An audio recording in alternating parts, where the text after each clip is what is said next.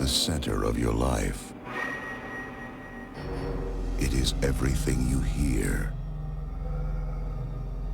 everything you see, everything you feel. It is everything you are. How would you know if someone stole your mind?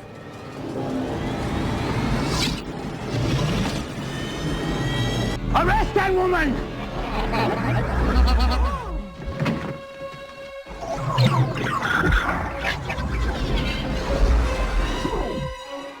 Quaid. Cut.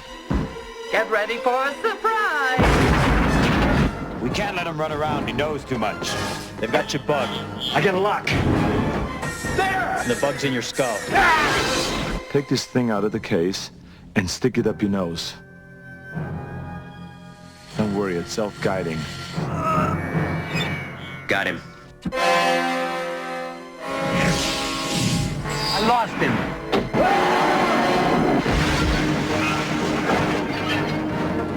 Welcome to Mars. You got a lot of nerve showing your face around here. Look who's talking.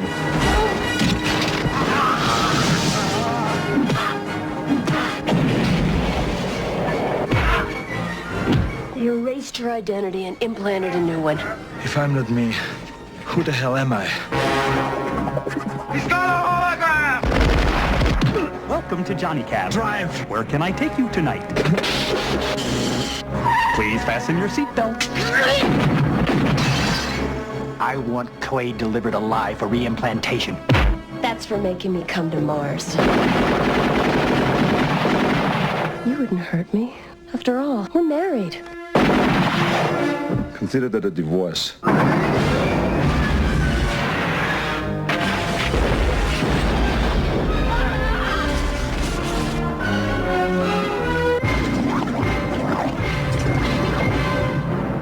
We hope you enjoyed the ride.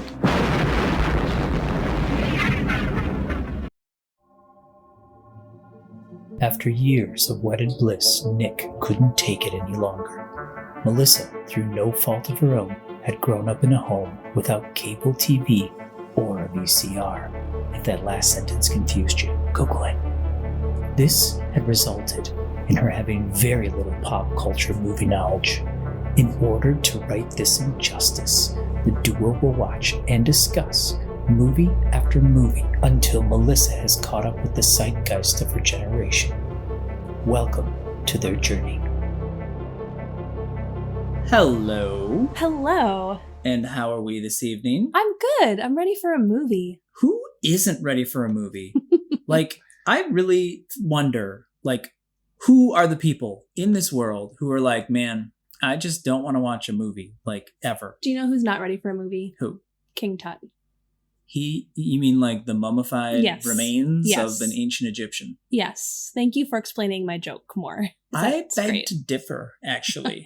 The power of film, first off, Night at the Museum. Oh my gosh. If there's a movie, he would probably like that. Or also, how much would it soothe the sonic vibrations in that corpse to be like, oh, I'm listening to the spoken language of ancient Egyptian in a movie. I was just trying to make a joke. That's all I was doing. Welcome to being married to me.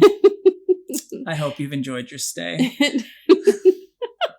Speaking of marriage, I'm not referencing The Princess Bride either. I was in the joke, we're not watching The Princess Bride. Do you know what we're watching this week? No, I do not know. We were just talking about, before we started recording, that feeling where you're like, what age do you get comfortable with being like, I just don't remember that, but it'll come back? Like, you know, when you're a kid, you get really upset when you have to wait and wait to talk. And then you're like, I forgot what I was going to say. So what age do you get comfortable with that? I'm just going to guess like 30s. Maybe 30s, mid-30s. Okay. Does that have anything to do with our movie tonight? Yes, it does. Is this Grumpy Old Men 2? It is not Grumpy Old Men 2. Grumpy Old Men 2, back in time. They're 30. No, that would be The Odd Couple, the TV show they were in their 30s. But anyway, no, this movie is about when you have that recall, when that total recall occurs Total in your life. Recall? Do you know about this movie? No, I think it's a science fiction movie though. Okay. And I think it's about I think I was mixing it up when we said Cocoon. Uh-huh. And You mixed them. Isn't it about people going back in time? Or is that Flatliners? I don't know. They're all jumbled up. It's gonna Wow. So oh wait, no, this is an action movie. Is it? With either Arnold Schwarzenegger or Bruce Willis. Okay. One or the other? One of those guys. All right, you want to bet which one it is? I think I'm going to lean towards Schwarzenegger. You think it's Schwarzenegger? Okay. Yeah, and maybe he's a cyborg or something. A cyborg? And it's all about... He's a cyborg in Terminator. I know. Okay. He's really good at that part. He is. That's true. Very robotic. Okay.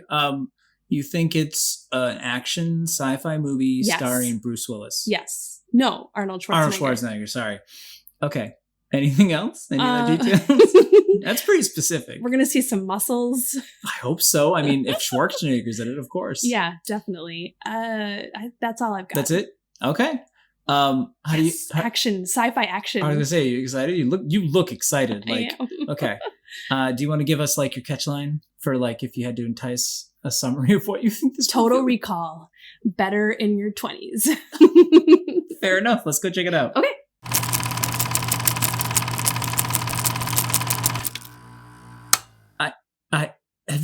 I feel the uncontrollable urge to just make random noises after watching that movie. It wouldn't be out of place. It would not. Every time. It's I need to bend over to tie my shoelace.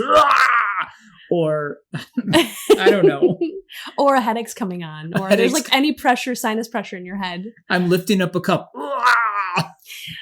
Oh, the pressure, air pressure on Mars. Yeah, it's a thing. How could you survive it? I mean, obviously, not to skip right to the end, but you survive it by enacting and reacting a ancient alien device that, activates the glaciers underneath the entirety of Mars and shoots all that atmosphere, oxygen into the atmosphere. That's how. But realistically. Oh, realistically. Your eyes are bulging out of your head. Mm-hmm. How do you come back from that? It's just movie magic. I mean, haven't you seen that guy on YouTube? There's a guy whose eyes. No. I kid you not. Oh, no. There's a dude who's famous. He's on Ripley's Believe It or Not shows too, on TBS. Yeah. Okay. His eyes can bulge out like that. And that's just what his eyes do. Whoa. So, I mean, you think I'm exaggerating? I'm probably going to show you the video and scar you for the rest of your life, but real humans can do it. So, there you go. I guess they did their research for this movie then. Well, it is... Yeah. What came first? Ripley's Believe It or Not guy or Total Recall? I feel okay, so we watched the movie. Yes, yeah. I have now, I think, climbed to the summit of another sci-fi / action movie from the halls of fame. Yeah. Yes. And this was made in 1990, but this is totally this is an 80s movie all the way. Yeah. Yeah. It was made in 1990? Yeah. Mm-hmm. Huh. The effects seem a little dated for the 90s. Yeah, June 1st, 1990. So it was made in the 80s. They were doing their post in the first half of 1990. A lot of the makeup was good. The practical effects on this, I was watching Don't insult the practical effects. No, practical effects. I mean, think about it. There were some shots when they showed, Schwarzenegger for different practical things that were happening to him when the bug came out. You look at him and it wasn't him, obviously. And you're that's pretty close because the things that were happening to him were distorting his body in different ways. But they were pretty good. I think they held up pretty well. Okay. Anyway, but I was thinking too, when I saw this, the scene where there was the skeletons walking, that was the huge technological thing at the time. Obviously nothing like that existed technology-wise in the real world. And them having the full-fledged skeleton walking through with a gun detected on it, that was mind-blowing. A metal detector. Yes. It was a scanner. And it showed the skeleton walking through. It's like a full-wall X-ray. Yeah. And people would walk in, you just see skeletons walking. And that still looks good. That one did look really good. And that's, That's 33 years ago now. So that one held up. I was still impressed by that. I was also impressed by Arnold's towel wrapping abilities. Because, he has to like wrap the towel on his head. I've never seen a towel wrapped so tightly on someone's head before. It's almost like he zipped out to the spa where they did a professional like little job on his head and then sent him back. It's almost like he had a costume department that designed a tailored fit like thing that looked like a towel that would stick to his head through action sequences. I feel like we're kind of jumping around here. We are. Sorry. Can you please? I went right to the end because you kind of teed me up for that. Well, So please give me a summary of the film. I don't know if I can. Oh, it's so easy. I don't know what you're talking about. Okay. Get it? It's the future. Total Recall. Give us a Total Recall. We could say that a million times. In a world. That's not our world. Okay, so there's this guy, Arnold Schwarzenegger, and he's living on Earth, but it's the future and people go to Mars and there's people on Mars. Okay. And he feels this weird drive to go there, and he has dreams that he's already been there. And he's, his wife is not listening to him about this, and he really wants to go to Mars, but she's poo-pooing the idea. Yeah, she does not want to go. She wants to go to Venus or Jupiter or something. She's listing all these other space travel things they could do.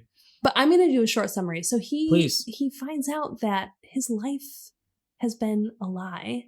What he thinks of his life is a lie. Are we sure? He's not. What? Are we sure about that? Well, there's a lot of twists.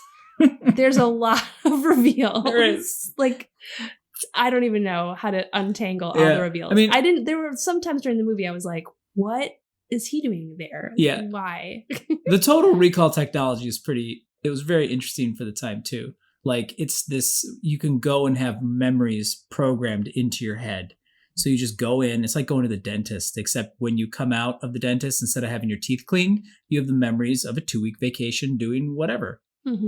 Or adventure, whatever, yeah. Yeah, or being a secret agent. You could be a secret agent. And so he goes to this Total Recall place to have the experience because he just wants to go to Mars. And he's been having dreams, so he's kind of chasing this dream. And so he picks the secret agent thread, the story to do, and they start it. Or do they? No, they don't. It's so hilarious you can't remember because the movie is about remembering things and not being able to remember things. So he goes in to have the procedure. Then all of a sudden they just cut to him having problems. And then you hear the text talking going, he's not taking, someone's already messed with his mind.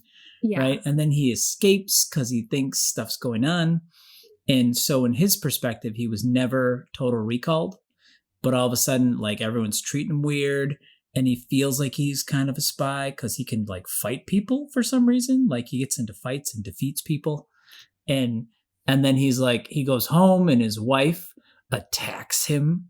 And then he has to, like, take her, like, defeat her. And then he's like, I'm going to Mars. He goes to Mars. Yeah. But that's after the towel. He talks to him. He finds, like, a box and he talks to himself or something. Yeah. Right. His own self sent a message to him. Yes. With things. Anyway, let's not get hung up on you're everything right. because there's tons of twists, but he is searching for who he really is. Aren't we all? Yeah. Yeah. He just wants to know what the truth is. And there's a woman on Mars that he feels like he's involved with. What's that all about? I mean, who doesn't feel like that sometimes, right? But but he's in his searching, he's also uncovering this plot of like on Mars there's these people who, oh my gosh, it's so convoluted. They are mutated because they're mutants. That's what they call them. Yeah. Not Teenage Mutant. No, or X-Men. not Xavier's mutants. They are mutants because of like the lack of, or like some exposure of the machinery to the on Mars, or like something. Yeah. Okay. So there's one bad dude in charge of Mars, in charge of the infrastructure. He's in charge of the air. Yeah. And he wants to get at their leader, the rebellion leader, the mutant rebellion leader. Yeah. Oh my gosh. Lots going on here. He's got the corner market on basically some mineral that's on Mars. And so he has a vested interest in being able to control everything about Mars so he can access that mineral. Well, does he sell the air to the people? Well, sure, yeah. They don't want to use the technology I mentioned to make Mars livable because then he can't control everybody. And the aliens built that technology. Mm-hmm. And there was another question I had. So yeah. So then we find out that Arnold, Nah! Yeah. his self before the recall kind of like wiped him. Yes. He was planted there. Yes. By the bad dude, and it turns out he was actually in league with the bad dude. BFFs. He was like number one henchman. Yeah, yeah. And he was like, so they sent himself back kind of undercover to get at the he was a sleeper rebel leader. He was a sleeper agent. Okay. So that because the mutants also have psychic power. Mm-hmm. Again, not Xavier X-Men's mutants, but keep going.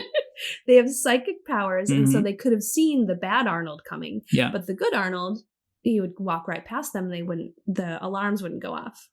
Correct. Okay, but my question is, so was he always meant to go to Mars? Because the good Arnold was like on Earth, living his life. He was like jackhammering for some construction company. And that was his job. That was his job, yeah. And he only... I like to break the rocks. So did he go to Mars on his own accord, or was that part of the plan? You obviously, like, I don't know, must have been eating too much popcorn when the bad guy had his monologue at the end when he was talking about... He was totally villain monologuing. He was... and he explained that all the things... He was trying to explain to... Arnold Schwarzenegger's character, Quaid, that he's like, you are my friend, and this was your plan, and you volunteered to do this. And he's like, no, too much of the things is too much of a coincidence. All these things happen. What about the guy I talked to? What about this? What about that? And he's like, yeah, that was a lot of work. We did all that to lead you to get to Mars. So they were they were leaving all these breadcrumbs to like lead him back to Mars. So they would know, so he would just get involved with the underground, and then they would be trying to get him, and that's what would like drive him to be able to get to the heart of the mutants. Yeah. Even the taxi driver was a plant. He was. You thought it was just like coincidental. He just got with this taxi driver, and then later he turned on them. Yeah. Yeah. I'm pretty sure if M. Night made this movie, he would cast himself as that character. Would he? Yeah, he would. Would he still have the mutant like grasshopper arm? Totally. That was the craziest thing, because the taxi driver was a mutant, and he still was on the side of the bad guy. Yeah, what a twist. Yeah. Mm-hmm. Okay. The plot, okay. A lot of ins and outs. That's a lot of... It was okay, but... It was okay. It was okay. First off, okay, keep going. Sorry. The best part... Well, I'm going to move on. So if you want to defend the plot, now's your time. I mean, I feel like it's solidly... Sometimes you watch an action movie and you get really bored with the plot. Oh, it was not a boring plot. You were kind of like, what's going on? It wasn't super convoluted. It had a lot of, it was like watching an Ocean's 11 kind of, except sci-fi, because you're like, oh, what's happening? And then but they didn't give you the spoon feed you, like letting you know what happened behind the scenes when the different things were happening. So anyway, I think it's an enjoyable movie to watch. I enjoyed watching it. The reason I enjoyed it, I'm not saying I didn't enjoy it. I didn't. Yeah. I did have fun watching it. But for me, the biggest thing was seeing like the futuristic vision from 1990, the things that they thought were going to be, and the way, the technology that they had. One of the gadgets that Arnold had was this like wristwatch. And once he put it on, there was a hologram of himself that did everything he did, but like exactly mirrored. Yeah. So you can imagine like the advantage that would give you. And he used it to his advantage a couple times. It was super cool. Yeah. That was fun to see. That was really cool. I thought the bug that he had in his head, like the tracking bug, like they have a really cool scene where he puts this like retrieve. It looks like a pistol kind of, but it has like a little hand in it. and it shoots this spike up his nose, and he pulls out this bug, and it's huge. We're talking about like jawbreaker huge, like silver dollar huge. And it comes out one nostril. Yes, one nostril. So his nostril doesn't pop somehow. And then he pulls it out. It's like a ping pong ball, and then it opens up, and inside of it, there's a bug. And the bug that thing was big too. Yeah. So it's like they could conceive of the technology to be able to bug someone, but not that it would be, I don't know, small. Like it's still ginormous. Well, yeah, but that's what I love about it. When you see all throughout history and cinematic history, you see them trying to imagine. Yeah. Anyway, it's really interesting. I like it too. That scene reminded me of early days of COVID testing. And the swab up the nose. Nah. Oh yeah. Sorry, I can't stop doing that once I start. Yeah, the bug was it's just fun stuff. So there was a lot of action movie sequences and brawling. How did you it had a lot more, I think, violence than I think you're used to in sci-fi movies. What'd you think of that? Because this was a Schwarzenegger film. Yeah. Oh yeah, definitely. It was like, but it was sci-fi and action. So it was fun. It was like good. The brawls were good. The fights were good.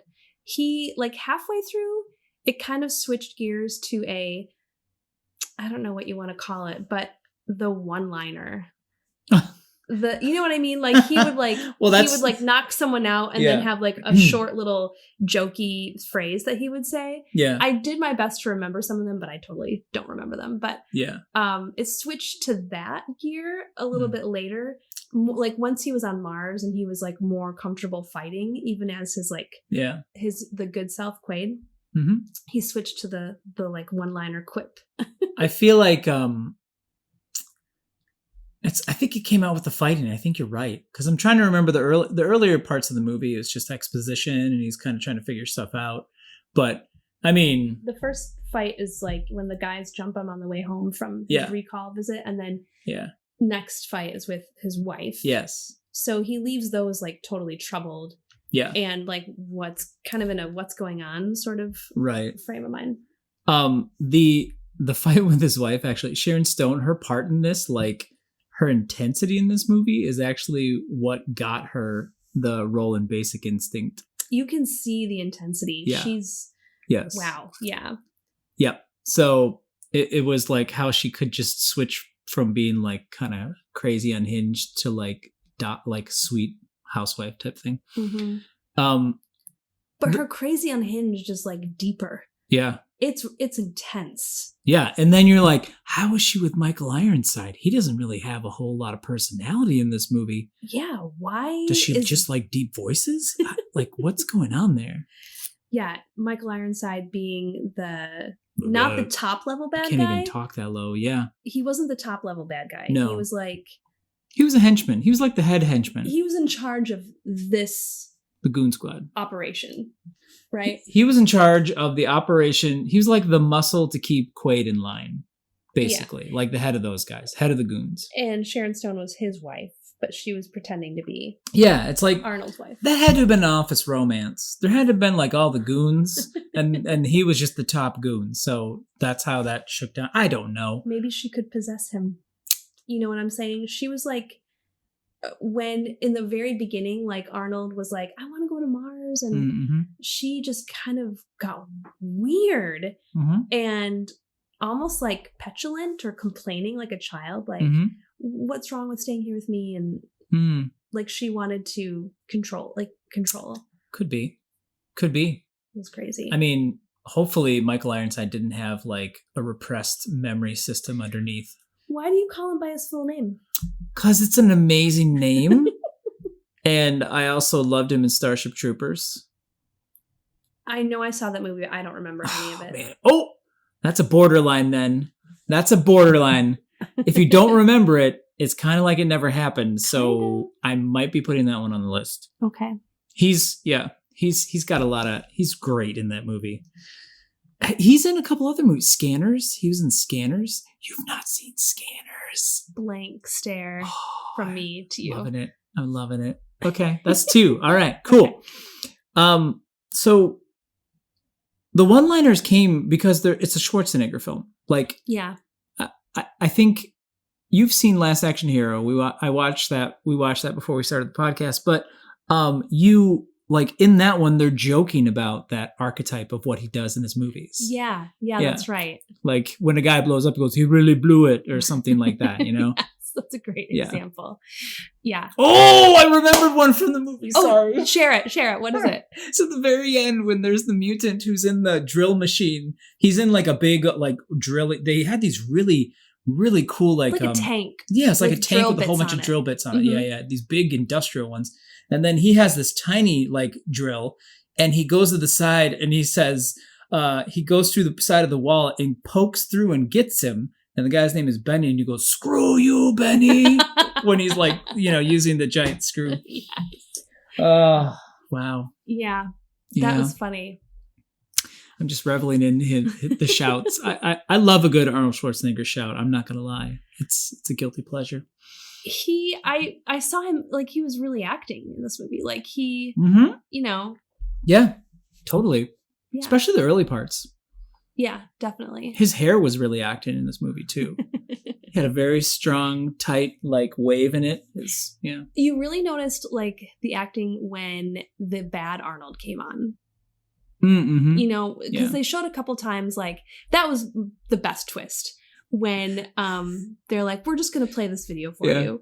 And it's himself, but he's like with the top bad guy. They've got their arms around each other. Mm-hmm. They're like BFFs. And he's like, I wanted you to do this. And I'm with this guy. I'm the bad guy, basically. Yeah. And he really did a good job of acting like a jerk compared to his kind other self as Quaid. Yeah. That's what I call the Arnold Fitness Challenge mode. What? Like, in the right around this time, actually, when George H.W. Bush was president, he named Arnold I don't remember what the role was, but he gave him he was the national fitness leader or something like that. Yeah. And in high school, we had to do a round of exercises, right? That was the fitness challenge? Well, yeah, I mean, I wasn't in high school in 1990, but yes, there were different challenges. He would just go on TV and do these different things, and there were fitness challenges. They still continue to this day. There's still programs and stuff like that. But I remember seeing footage of him, and it was probably around this time. So when I see those ones where he's acting really serious and smiling, it makes me think of he just has this look in his eyes. I just think of the fitness challenge. He's like, "Thank you, Mr. President. Now let's go do our push-ups." Creepy. Yeah. Or else. We're going to wipe your brain. So, okay, was that part of the technology, the Total Recall? Mm-hmm. That was they used it to wipe his brain, or the bad guys, what? Do you know what I'm asking? Was it used, did they put different memories in?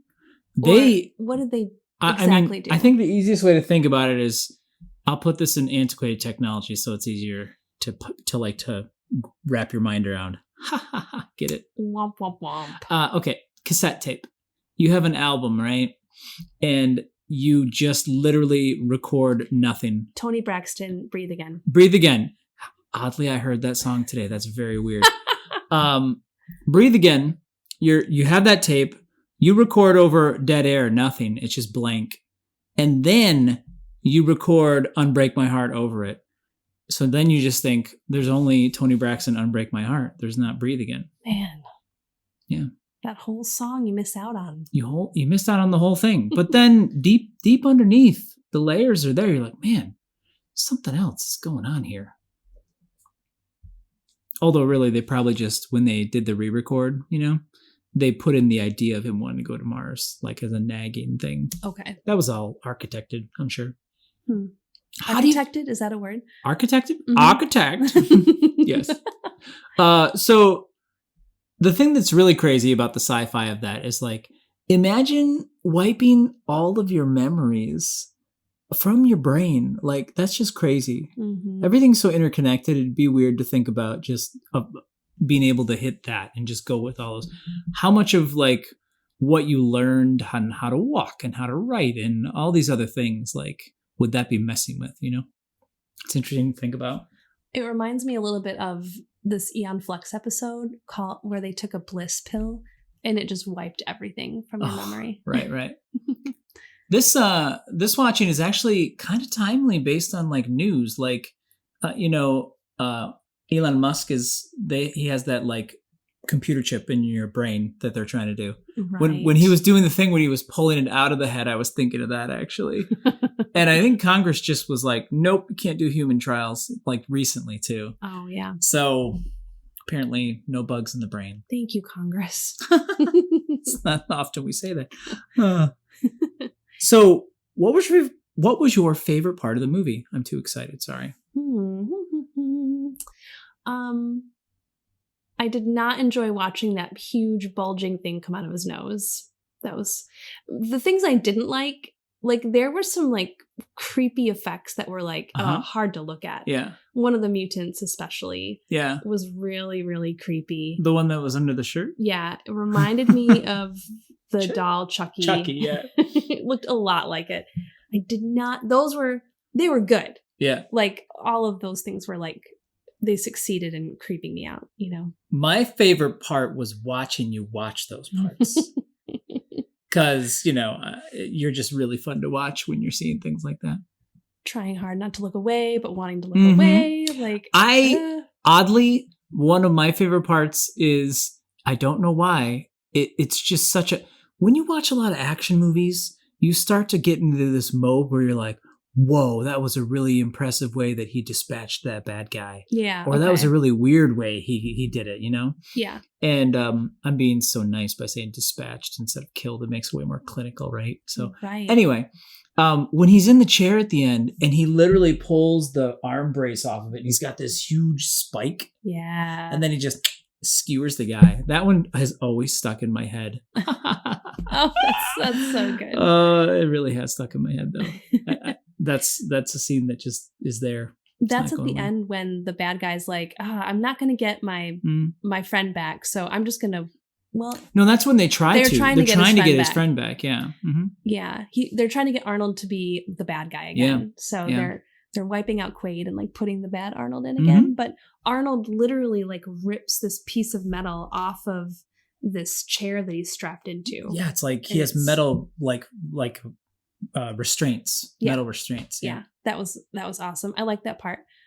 What else did I like? I liked, there was one when they're on Mars. It's weird. It's kind of like Mars because it's a colony that's built like all enclosed. It's almost like people are walking around and driving in a shopping mall, sort of. Yeah. But even like tighter quarters, and you're driving through tunnels. But there's like a automated taxi driver. Oh yeah. And that's really cool. Mr. Robotaxi. He's on Earth and on Mars. He's both places. Oh yeah. Okay. Well, he's useful. He's very useful. He's a good model. That was good. So I think I like the twist. I think I like the twist most when the best one is where you find out that the Arnold is actually evil, and this is all part of the evil plot. I think that's my favorite part. Yeah, because it really surprised me. I did not see that one coming. I totally knew that his wife was going to be on the bad guys team, because I've seen enough movies to like just kind of know that's coming. But the other twist was really good. Yeah, and also Benny was a good one too.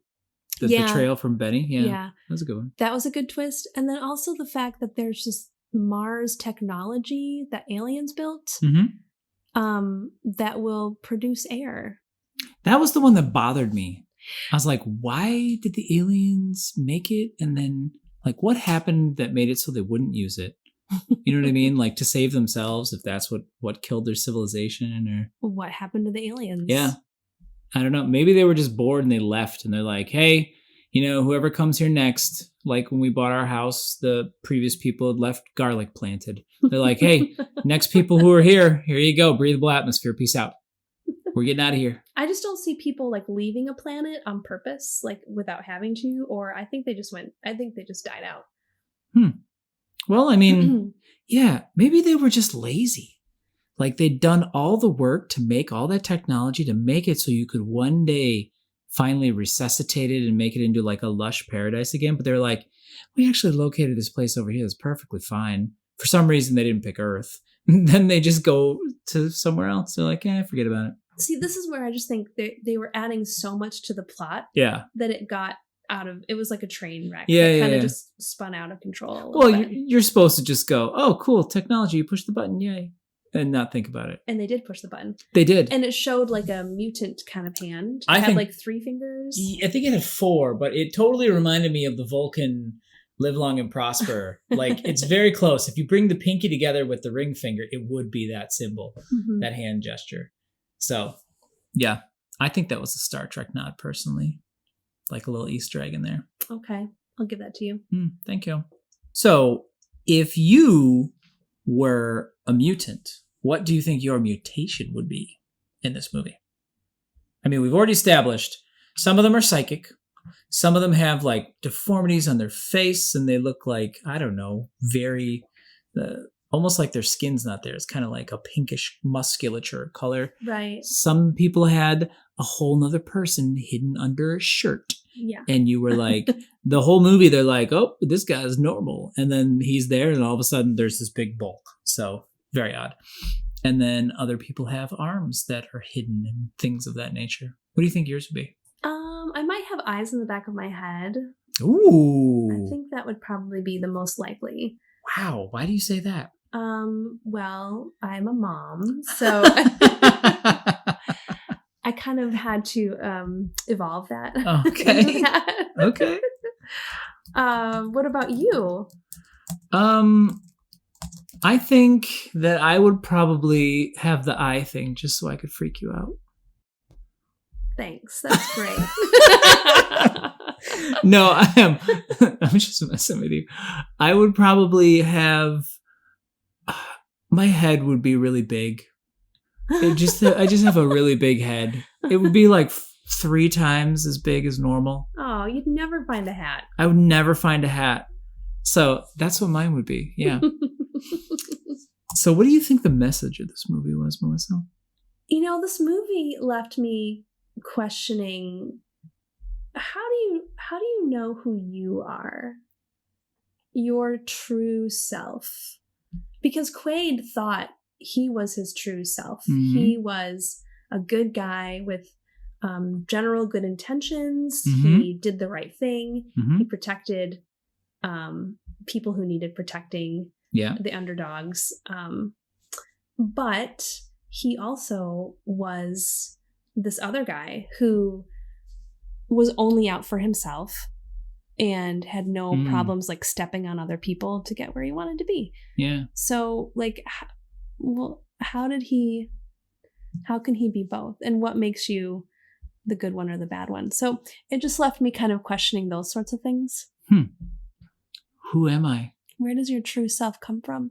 And then I heard this interview today about how our body, all of our cells have this electricity. Mm-hmm. And, you know, the new frontier of science, health science, is discovering how to use this electricity to do things like heal wounds or cure cancer or change your personality. Like through chemical imbalances type things? Is that the personality change kind of? I didn't hear that part of the interview, but the wound part was that cells that are wounded have a different frequency in their electricity. And so changing the frequency to a cell that is not wounded may speed up the healing process. Wow, I just heard the X-Men theme in my head. We're talking about like Wolverine now, so. Yeah. Right? Mm-hmm. So anyway, I've just been thinking, you know, where does it come from? Your personality, you. Nature versus nurture. Oh, there we go. There we go again. What did you think the message was? I think the message in this one, wow. No matter where you go, the man is there. You mean like no matter where you go planetarily, or? No matter where you go, like the man, I mean capital T, capital M, the man. Like in this case, it was like there's this convoluted power structure you have to struggle against. And you just no matter where you are, he's there. It's a little... Yours is great too, though. I mean, like, who are you? Identity. I know when you said that, you were like, Nick's not going to have a response to this because this is exactly what Nick would say. And you're right. I was going to say it. So you win this round, Melissa. Oh, yes. Yes. All right. I feel like that's a good... I'll go out on a high note. I will say, though... Or I won't. I will say, in your analysis, this one's definitely nurture. Because he was literally programmed. It's not nature. I didn't mean necessarily nature versus nurture. That's right. That's something easy to say, but like to really think about what makes you you. Yeah. And how easily it can change. Like anyone who's, well, I won't get into it, but you can change your hair and what you wear, but no matter what you do, you're still you. All right. It's not going to get better than that. So until next time. Until next time. I can't wait. Nah!